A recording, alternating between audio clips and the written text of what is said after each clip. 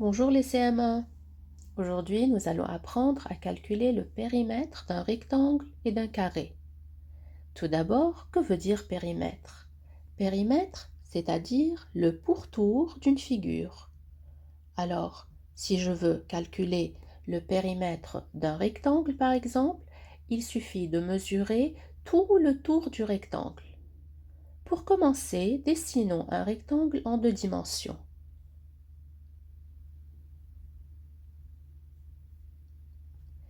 Alors, pour identifier ou reconnaître un rectangle, il faut en connaître ses propriétés. Nous allons se rappeler des propriétés du rectangle. Le rectangle, il a 4 angles droits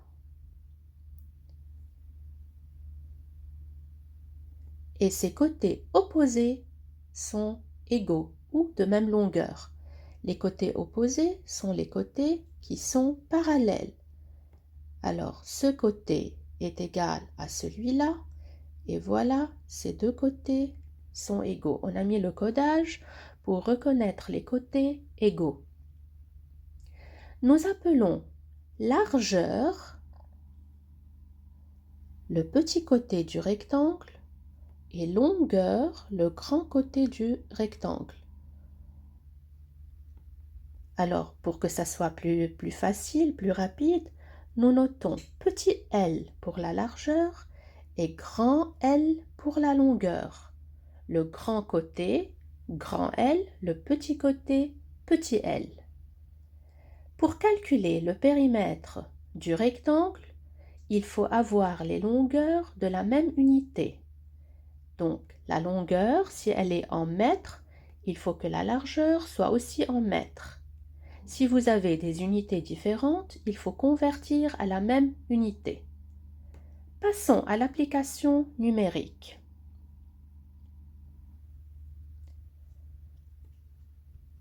Je dessine un autre rectangle pour pouvoir retirer la formule du périmètre.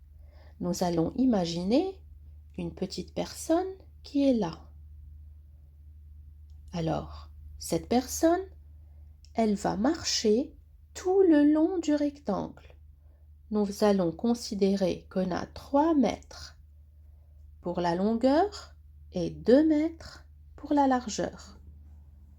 Le fait que cette personne marche tout le long de ce terrain rectangulaire, on aura la mesure du périmètre.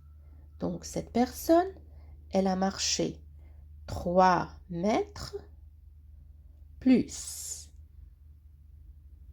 2 mètres plus 3 mètres plus 2 mètres. Ce qui veut dire que cette personne a marché 2 fois la longueur, 2 fois le grand L et 2 fois le petit l. Et c'est comme ça que nous pouvons retirer la formule du périmètre du rectangle. Donc P pour dire périmètre égale 2 fois la longueur. Le et, c'est pour dire plus 2 fois la largeur. Égale, dans notre cas ici, ce petit monsieur, il a marché 2 fois les 3 mètres, plus 2 fois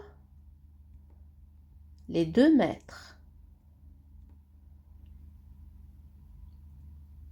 Ça nous donne 2 fois 3, 6 mètres, plus 2 fois 2, 4 mètres.